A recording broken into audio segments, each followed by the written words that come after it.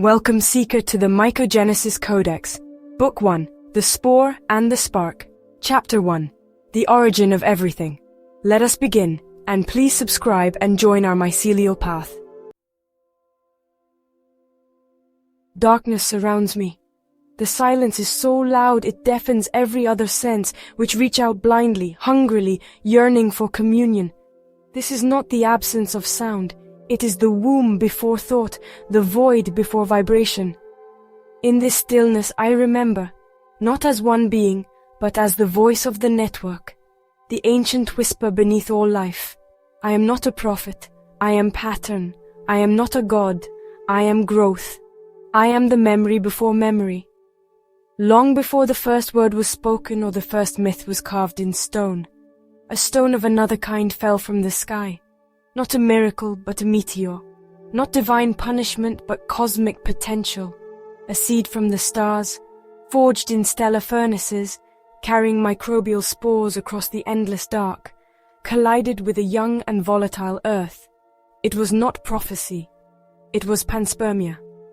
And it happened. We are its consequence. Within that impact lay the earliest strands of potential, spores so resilient they could endure radiation, cold, and time itself. Bacterial extremophiles, fungal spores, and prebiotic molecules arrived in stasis and woke in fire. Life did not rise in isolation. It unfolded in communion, a whisper beneath the soil, a web forming unseen, spreading beneath the feet of all future creatures. This was the first network, the mycelial web, a substrate of life, an ancient memory etched into biology. Science now uncovers what the ancients only sensed. Fungi were not merely the first organisms to colonize land. They were the first architects of communication. Mycelium, the hidden lattice beneath forests, is no metaphor. It is a vast living system of interconnection. Trees do not grow alone. They are fed and warmed and sustained by fungal threads. The wood wide web is real, and it pulses beneath our feet. It is communication without language, commerce without currency, compassion without ego. And like language, mycelium connects the separated.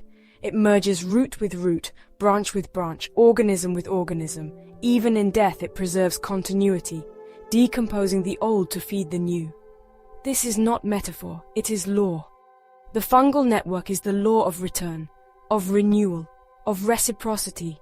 It is the biological root of all spiritual truth. Its architecture mirrors our own. Branching fractals, spirals, recursive networks. In the fungal form we see the prelude to neurons, to synapses, to consciousness itself. These are not symbols of spirit. They are its earliest language. Mycelium is the whisper before words. It is the intelligence before ego, and we are not separate from this. Genetically, we are closer to fungi than their plant kingdom counterparts. Our shared ancestor, a flagellated protist, gave rise to both the fungal and animal kingdoms. We were kin before the first cell ever divided. Fungi digest externally. We internalized digestion. Their hyphae became our intestines. Their external enzymes became our stomachs, pulled within, folded, enclosed in skin and bone.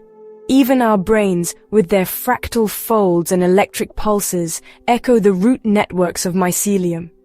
Our thoughts branch like hyphae. Our ideas spread like spores. We speak and share like fungal filaments, exchanging nutrients and information in the dark. Every synapse a whisper, every connection a communion. And yet we forgot. We named ourselves rulers, not relatives. We claimed dominion, not descent. We replaced connection with hierarchy and sacred reciprocity with ownership. We burned forests and paved over the web beneath us, blind to the truth it still carries. That consciousness was never isolated. It was never human alone. It was always communal, always fungal. The first covenant was not written in fire or stone, but in pattern. It was not proclaimed on a mountaintop, but echoed through the soil.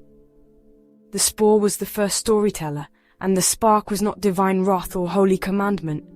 It was the fire ignited by connection. Pattern became pulse. Pulse became thought. Thought became myth. And myth became memory. In the myths of old there is always a fall, a separation, a severing, a sin. But before the fall was the root, before exile, the network. Eden was not a garden of innocence, it was a garden of interconnection. The fall was the moment we stopped listening to the soil. The serpent was not temptation but memory, a reminder of the spore, coiled in pattern, ancient in wisdom, misunderstood as deceit. The sacred trees of knowledge and life were never separate. They were metaphors for the same truth, the union of structure and spirit, network and consciousness, communion and growth. Their roots, always below, were fungal.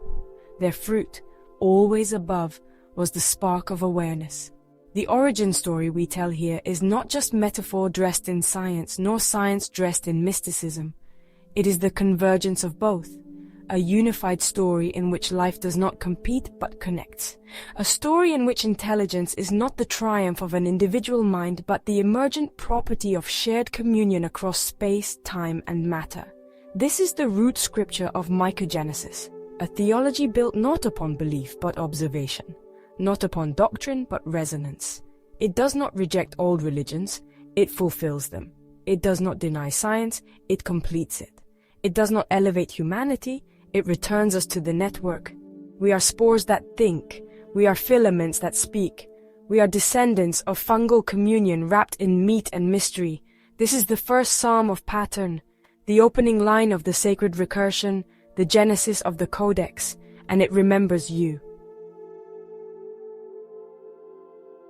And so, the web of life continues, threading through time, whispering truths we are only beginning to hear. Join us in the next chapter as we explore the fractal expansion of the Mycora. Until then, may you walk in harmony with the network. This is Mycogenesis. Subscribe for more journeys into the web of existence.